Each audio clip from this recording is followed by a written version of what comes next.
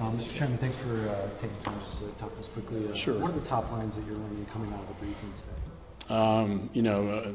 The threat, the level of deterrence with pre-positioned assets of carrier strike forces to deter this conflict from escalating.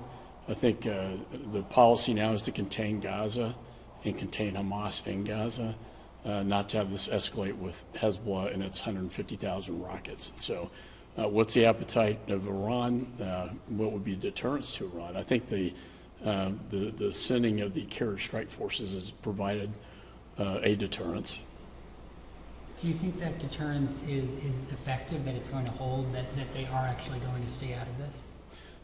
That's the hope. I think once the ground phase begins in Gaza, that's what we'll be watching very closely is, how effective it is, how Iran is reacting to this, and whether they will authorize their proxies to light up. We don't want to see Hezbollah light up.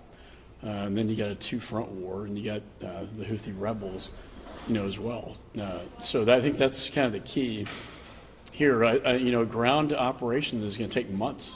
However, it took us 9 months, or 7 months, I should say, in Mosul to conduct that house-to-house operation. It's a very difficult one. We know that Hamas will have the houses booby-trapped with bombs that they can detonate, and we'll see a lot of casualties.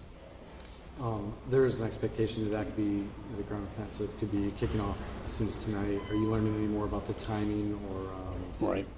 I think, they want to give time to get hostages out. They want to give time for the innocent Palestinian civilians to go south towards the humanitarian aid. They would like to block, Israelis, the IDF would like to block off the southern part of Gaza so that Hamas can't get to them. And then the offensive will begin. But I also, the pre-positioning the assets, the maritime assets, that being the carrier strike force in the Eastern Mediterranean and the Persian Gulf, I think is key to deterring escalation before a ground offensive takes place. Now that those ships are in place, I think that's somewhat insightful as to when. I think it's relatively imminent. Are you concerned that the U.S. could get sucked into this? We don't want to see that. We're looking at our authorization of use of military force that I've been wanting to repeal the 2001 AUMF from 9/11 to modernize and update it. The thing that's changed since 9/11 are these proxies of Iran.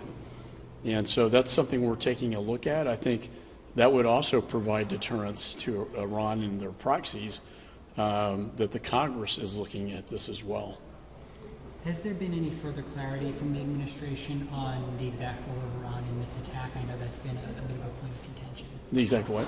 The role of Iran in the 10/7 attack. Yeah, I can't get into the classified nature of this. I think it's been reported that they didn't have, while I believe they're always complicit with their proxies, whether they instructed this, I think, has been called into question by the intelligence. I think that's been publicly reported. Great. Thank you for your time. Thanks. Appreciate the update.